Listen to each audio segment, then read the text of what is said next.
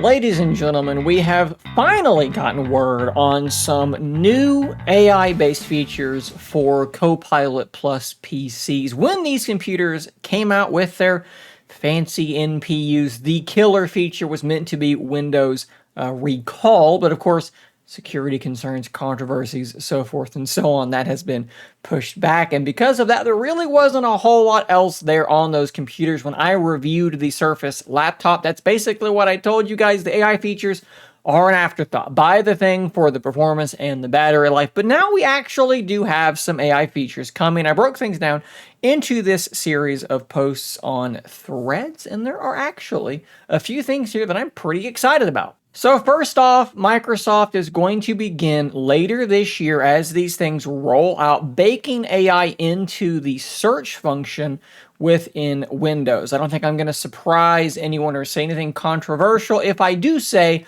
that search on Windows has long been absolutely dreadful. Well, with this update, very similarly to Google Photos, you're going to be able to search for a phrase, a term in a more natural way. Instead of needing to search for IMG underscore 1124, perhaps you can search for a barbecue party and it's going to pull up images that it thinks is appropriate for that search query. Again, this is very, very similar to what we have in something like Google Photos, but rolled out all through the Windows operating system. Now, for now, in the beginning, that's going to just be inside the File Explorer, but as time goes on, they want to integrate the same sort of thing into the general Windows search, what you see in your Start menu and other areas like that. So if they can finally make Windows search not be terrible, that is a great step in the right direction.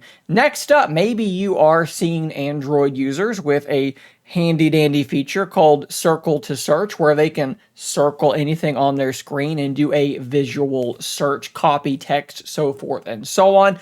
Microsoft has their own thing. It's called Click to Do. You're going to hold down your Windows key and then click with your mouse, and it's going to give you this overlay on your screen. And from there, you're going to be able to do very, very similar things, but actually even more things than just that. If we zoom into this top portion, you can see the Find on Screen menu. You can circle things, you can do object search, you can grab text, so forth and so on. But you can also jump into these shortcuts like blur background of an image. It knows you've selected an image, so blur that background with photos, erase objects, remove background with paint, so forth and so on. So think of it as Circle to Search for your laptop plus some additional stuff. And now, speaking of those particular image features, let's talk about a couple more. So here inside Microsoft Paint, you are actually going to have the ability, as you can see here, to do some AI erasing. So not just, what is it called, content-aware fill or something like that. Or basically, you select this stuff and it goes, what's over here, and it just kind of copies that into that space. And sometimes it looks good, sometimes it looks terrible.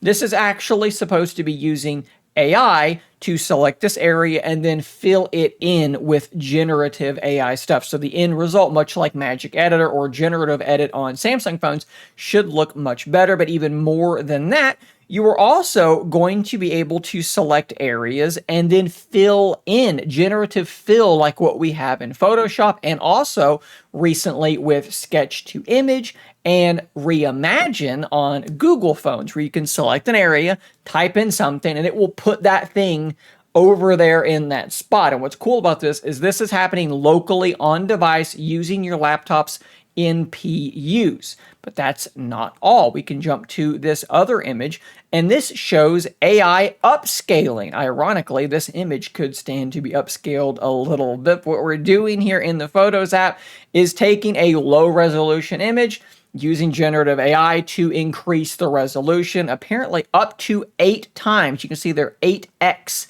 zooming of this image. This is another thing that I'm very, very excited to have. Very often, I will throw pictures to my Pixel phone to do Magic Editor edits and things like that. This is going to let me do these things on my laptop. But we're not done there because Copilot is actually getting some pretty big changes. A new sort of redesign for Copilot. We'll go into this larger image and you can kind of see what we're talking about here. It is a much softer, much more personable. I would say they're trying to make it feel less like a utility or a tool and more, as they put it in some of these some of these quotes, as a friend, as weird as that might sound. They've just softened the edges just a little bit. Copilot lead Mustafa Suleiman, I probably have butchered that name, they said that it will adapt to your mannerisms and develop capabilities around your preferences and needs. And we can see this new sort of card-based interface in Copilot. Now, very, very different look to what we have been used to, but it's not just the look as well. We have cool things like this briefing feature where it's going to grab news from various sources and it's going to try to basically give you a brief on what it thinks you care about.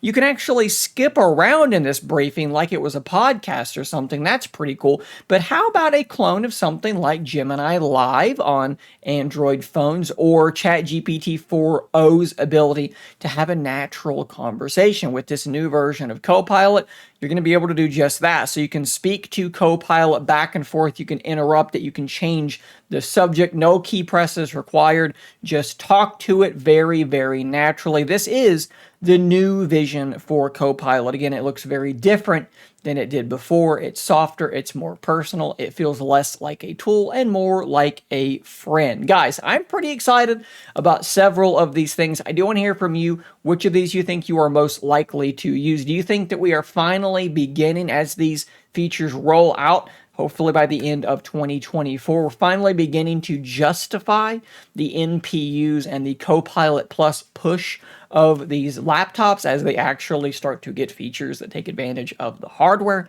Let me know in those comments down below, guys. I will see you on the next one, and until next time, stay nerdy, my friends.